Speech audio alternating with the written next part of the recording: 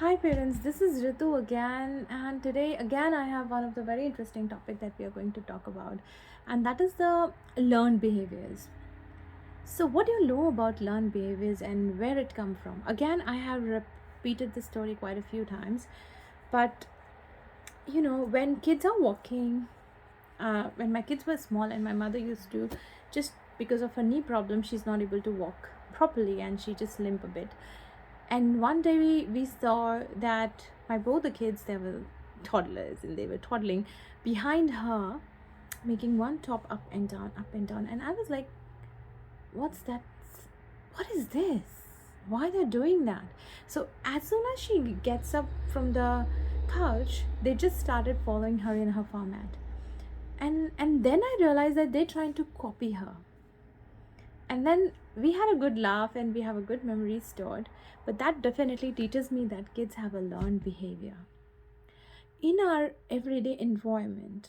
They learn the behavior, how you're talking to your spouse, how you're treating your neighbors, how you're treating to a problem, how you're treating to the difficult situations, how you are behaving in the happy environment. And you don't observe them so much because you are involved in your emotion activity at that point of time, but they are very well aware of it. They are watching each and every step of you, from walking to talking to behaviors and attitudes and everything. And that's why grandparents are so important in the life of a kid, because they have a relaxed and peace mind. Whatever needs had not been fulfilled by parents because of their materialistic commitments or etc., they are able to fill them up with that. They are fill the gap basically. So it is very important to and nice to have a grandparents around if they are, and they can add anything to the life of a kid is amazing always. Secondly, I think the compassion and a harmony is more if you have grown up with the grandparents, not in terms of being comparative or not in terms of where the grandparents are not able to be with the kids, but general observations is what I'm talking about. So learned behaviors is something that we need to teach. If you're coming from um, a grocery, putting your shoes in rack, your kid will follow you. If you are putting, your husband is not putting, he has an option to choose a behavior, right? If you're eating dinner, putting your plate in a dishwasher, washing it and putting it in a dishwasher, kid will learn it that way. If you're ignoring it, they will learn it that way. So it is very important to make them show the behavior that you want them to learn. We don't have ideal lives. We have our moments where we are not at the best of our emotions, and we tend to shout, we tend to be loud, we tend to be aggressive, we can be angry, etc., etc. But how did it make a difference? Your neighbor thrown a garbage um, on your front yard and you're upset. Would you address a neighbor with a politeness that, can you please remove that for me, or is there any reason why did you put it? I'm trying to irritate. So your kid is watching you and your behavior at that point of time, that how you are addressing that situations with your neighbor.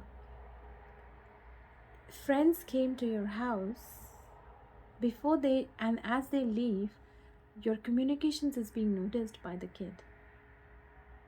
These are learned behaviors, and then they judge the world from that perspective, because you are world for the kids at that point of time. You are a point of a contact from the world at that point of time.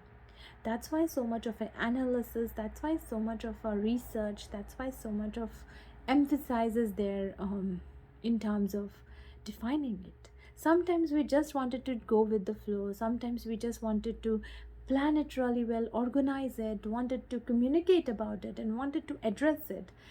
Sometimes we just don't care.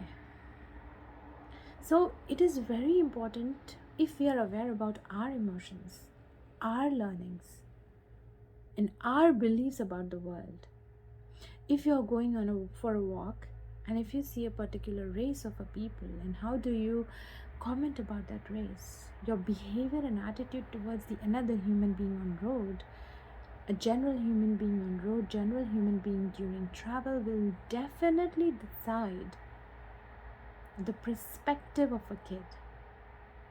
See, I'm not saying that these perspectives cannot be broken, but they will be underlying beliefs for them, don't know for how long, probably for a whole life, right?